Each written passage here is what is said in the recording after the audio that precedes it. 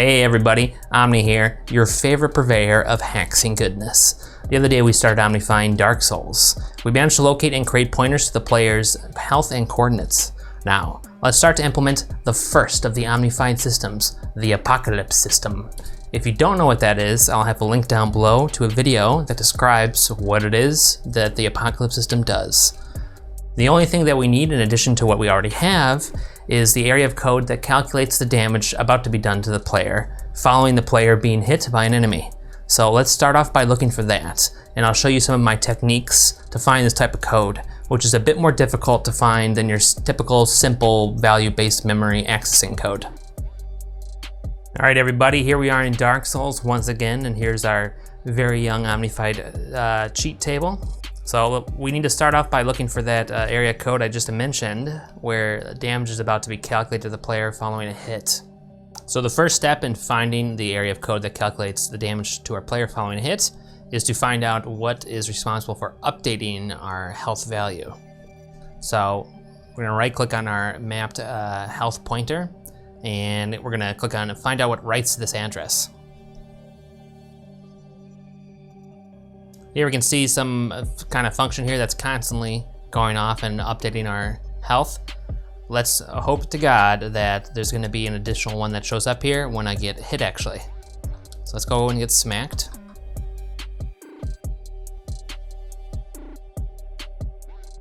All right, I got smacked there. And beautiful, we have an additional function here that clearly went off when I got hit. So EAX contains the updated health value for the character, and of course that's being written to where health is stored. Now this is not the area of code that we need to hook into the Apocalypse system. What we need to do is we need to find where EAX in this case is calculated. EAX contains our new health value, so which is right now 625, it started at 690 or something. So where is this EAX being calculated? Well, if we're really lucky, it'll just be calculated a little bit up here. Really, it could be calculated anywhere. It could be calculated thousands of lines from here. This is suddenly a much more difficult type of code to locate than just, you know, what my health is, what my coordinates are. I have a few different techniques in order to find this. And one of them that we're gonna use today is called my dirty last read technique. I think I just made up that name, so enjoy. And the way that this works is I'm gonna get hit again, and then I'm gonna put a breakpoint several function calls up the stack. And then I'm gonna get hit again, have the function calls up the stack get hit, and then I'm gonna look and see where the last read to my health was made. And that last read to my health is probably involved in the arithmetic that is calculating the value of that EAX register there. So let's see if that works for us here. So I'm gonna put a breakpoint where our health's being updated. I'm gonna get smacked again. So let's go and get smacked. Let's go and get smacked real hard, baby. By some undead ghoulies. Bam. Okay, here we just got smacked. I'm gonna go a few calls up the stack here. You don't wanna go too high up the stack because you'll just start running into polling functions that are going to be going off constantly, and it might be very difficult to filter out, you know, relevant calls from there. So let's go up here on the stack. I'm gonna double click on here, and we're gonna put a breakpoint right here. This is calling sort of like a dynamic function here from a list of pointers. So our goal here is I only want this to go off once per hit. If it's going off 1,000 times per hit, then this isn't gonna be useful to us.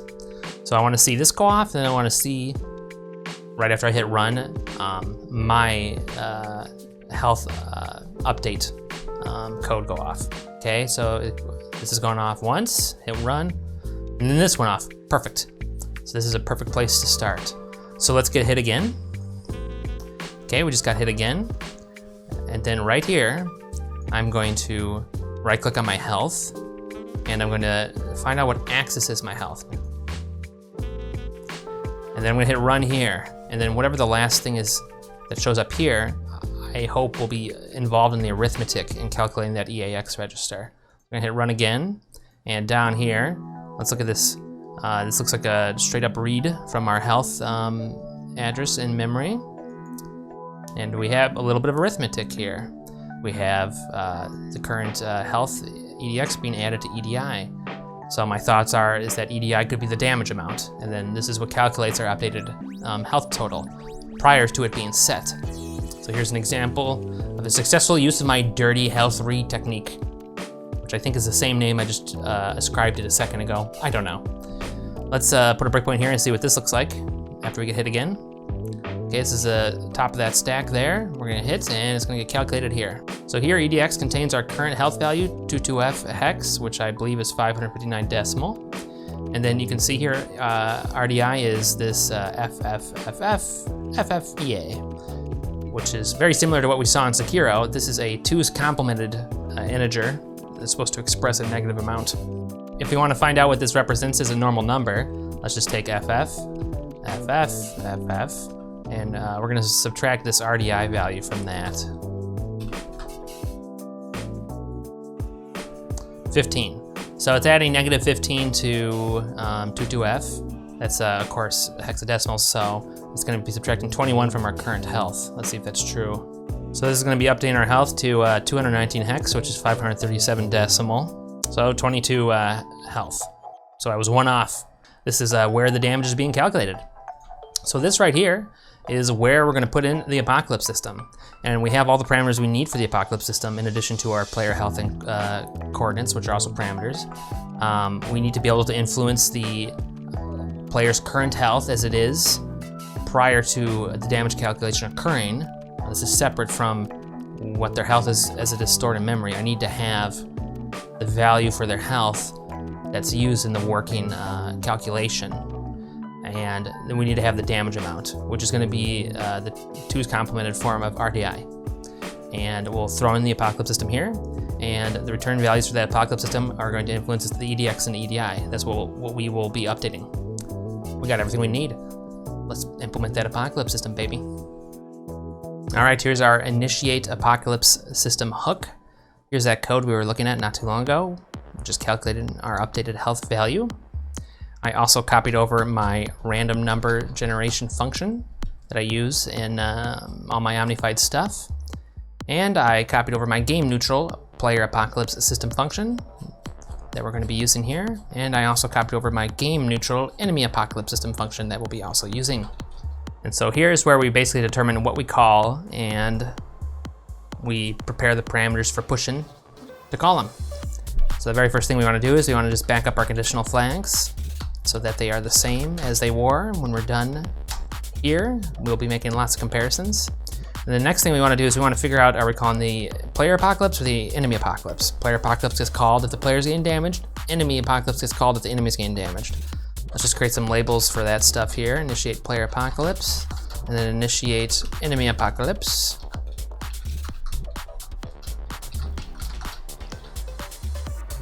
And if you can recall, the target health struct is found in the RBX register. So we're basically going to compare what's in the RBX register with what's in our player health pointer and go based on that. So let's back up the REX register to work with here. And I'm going to move to REX, the address of my player health pointer. And we're going to compare what that points to what is the address is that's stored in RBX, which is the target health struct. So if these two are equivalent, then that means the player's getting damaged and we need to initiate the player apocalypse. Otherwise, we need to initiate the enemy apocalypse. But we don't want to call these just yet because there's a lot of common parameters between these two. We're probably going to actually just move this down a bit, and we'll be making that call after we arm the common parameters between the two. So let's start arming the parameters that can be provided to both player and enemy apocalypse. Let's just take a quick look and see what the parameters required are. All right, the very first thing that we need is the damage amount, and it needs to be in a floating point form. So where's that damage amount here? Damage amount is found in that EDI register. It's a 4-byte integer, however, and it's in 2's complemented form. So we're gonna need to take the 2's complemented again, and then we need to convert it to a floating point. Because we need to convert it to a floating point, we're gonna need to free up a SSE register for use. So let's back up an SSE register here. I'm gonna subtract 16 bytes from the stack, and we're gonna back up the contents of the XMM0 register. Down here, before we're done, we will restore the contents of that register and restore the stack. We're probably gonna need some additional SSE registers here, but let's just work with this for now. So the damage is in that EDI register. We want to get the 2's complemented form of it. So if I use the neg instruction, that'll take the 2's complemented form of what's in EDI, and it's gonna store it in EDI. I don't need to worry about backing up EDI because I'm gonna be updating the value of EDI at the conclusion of the apocalypse system function calls anyway. So we need to convert this to floating point now. So we're gonna convert a double word integer to scalar single precision floating point value. We're gonna do that using the lovely named instruction CVT SI2SS, and we're gonna throw it into the XMM0 SSE register, sourcing EDI. So this will now be in floating point form. So let's just keep that damage that's being done in the XMM0 register for now, and we're probably gonna need to back up some more to hold the other values that we're gonna be using here. Speaking of which, what is the next value? The player's health amount. Okay. So let's grab the player's current health amount and put it in the next SSE register. So we know that the current health amount's actually in this EDX register, so let's just use that so we don't have to read from memory. And I will need to back up on yet another SSE register here. We're gonna be backing up XMM1 next. So let's restore it down here. And this should be simple. I'm just going to convert that to single precision floating point as well. XMM1 sourcing, what was it, EDX. There we go, XMM1 contains the health value. Next, I'm gonna need the max player's health amount. So, we actually don't know where that is right now. Let's just take a quick look at the character's health structure and see if we can find it. Here I loaded up the structure of the player's health, and this is actually looking quite similar to what we saw in Sekiro. This player ins here actually is representative of just the general player struct. So we'll be renaming some of the functions that we have in our code here in a little bit. The code that gets the player's health struct, that's actually the player struct, but whatever. This is where the health is here. The actual maximum health is probably right here, right next to it. I'm gonna assume that this is the max health. If I'm incorrect, we'll update it later. I'm not gonna even test it, but 3EC contains the maximum health. So we're gonna need to back up yet another SSE register in order to hold that max health value. Let's make room for 16 bytes in the stack yet again, and we're gonna back up the contents of XMM2. And we'll restore that down here. Right here, we're working with the player health, or I guess player struct. We're making that comparison here to know whether to go to the player or enemy apocalypse. Let's just piggyback into this little code here and read the value there. And also just back up the RCX register to temporarily hold the integer value. I'm gonna move to RCX the player's max health value, which is 3EC, I believe. Then we're gonna convert that to a floating point as well, stored in the XMM2 SSE register. The last parameter that we're gonna need to load is the player's coordinates aligned to the X chord. Luckily, this is gonna be very easy since they're already aligned to the X chord, and we can do that actually in the specific initiate player apocalypse label here. Right here, we have done the comparison to see if the target of the damage is a player or an enemy, and we're checking if the target is equal to the player's health struct, or player struct. So if it is not equal to that, we're going to go to the enemy apocalypse. If it is equal to that though, this will fall through and we'll initiate the player apocalypse.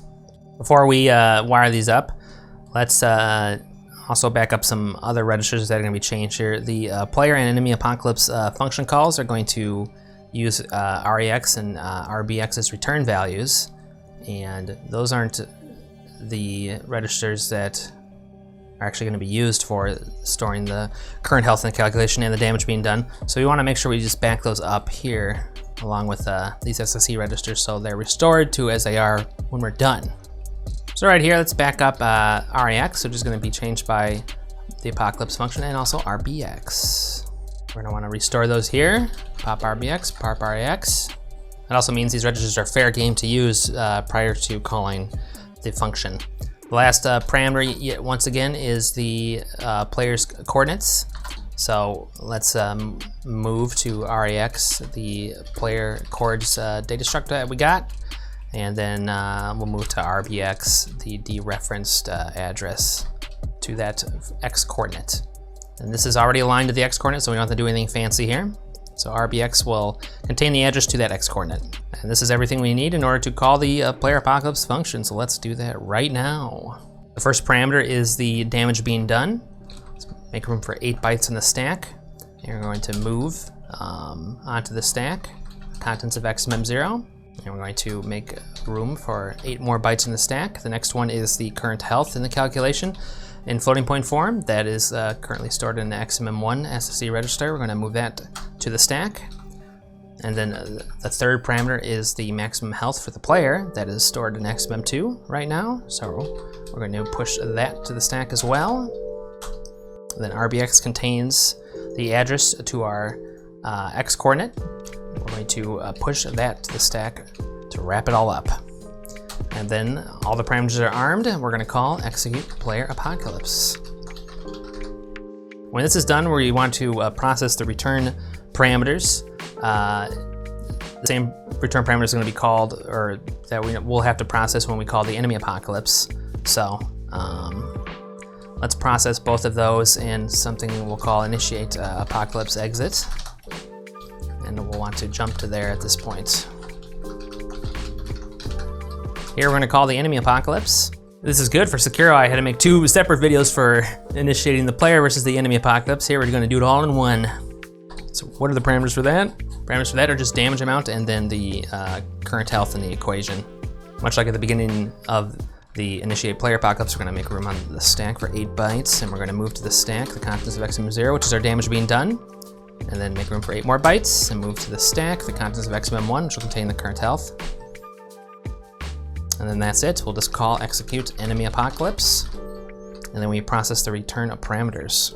So REX will be set to the updated damage being done amount, and RBX will be set to the updated health as it should be prior to that damage being applied to it.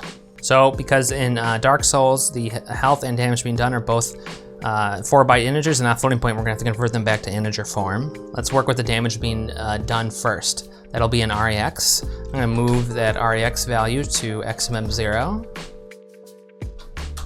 And then I'm going to convert that back to double word integer. So instead of CVT SI to SS, it's gonna be CVT SS to SI. And that's gonna be in the EDI register that we're gonna be writing to from XMM0. Kind of interesting, the damage being done in Sekiro was also in the EDI register, as in Dark Souls. It's quite interesting. There's no way they're actually writing the assembly functions, right? Or are they? There's one more thing we need to do after converting it back to an integer. We need to get it in its 2's complement form. So we're gonna use that negate instruction one more time on EDI. And we now have our updated damage being done for both enemy and players' apocalypses. And then the last parameter we have to deal with is RBX, which will contain the updated health in the calculation. Let's just use the XMM0 register again to temporarily hold what was returned from the apocalypse system functions. And we're gonna just convert that back to an integer. And we wanna convert it into EDX here. And that's it.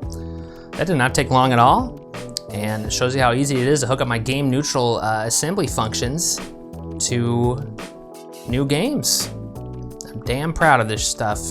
But I believe this is it. If there's any corrections, I'll just put them in here, but let's go test out this code then. And we're gonna wire up, we're gonna hook up Apocalypse System event log and get hit a bit. The Apocalypse event log Lua code is just in a common Lua include file now. I can just put it into the directory, and we just put in a require statement for apocalypse.lua. All right, guys, we got that code hooked up, and it basically just works right out of the box. I guess we're getting pretty good at this. We got the log up on top for you guys to see, and as I get hit, you'll see it update. Let's see what happens when we get smacked. All right. Risk of murder roll occurred, as you can see up top, just normal damage. Well, as you can see, we just had a bout of teleportitis, and we were launched into the air and took some more fall damage as well. You can see that normal damage was applied during that teleportitis strike, as it should be, and it gave us our updated health total. Seems to just work great. Truly game neutral code. 2 times damage. 69 times damage. This is gonna be lots of fun. Ooh, 69 times damage. And interestingly enough, in this game, when the enemies are still attacking your corpses, you might recall if you've ever played it, it's still like logging damage to your character, which is funny. So we could technically die from a 69 times damage roll, and then we could get teleportitis and our corpse will teleport after we're already dead, which is kind of funny. Well guys, looks like we got that apocalypse system into the game, and the enemy apocalypse system works as well. I verified by changing my player damage multiplier, and I could see it had taken effect. Also, stats are being tallied and calculated correctly that the enemy apocalypse system collects. So next up in the omnification of Dark Souls 1 is to throw in that predator system, which is going to give an intelligent speed hack to the enemies. Looking forward to that, and that'll be the next video. Until next time, hope you guys keep it real. If you really want to keep it real, make sure you support me by subscribing to the video. If you like my content, give the video a like if you wish. I would really appreciate it. And if you want to catch the Omnified gameplay live, the only place you can do that is on my Twitch channel, twitch.tv/omni. Until next time, bye guys.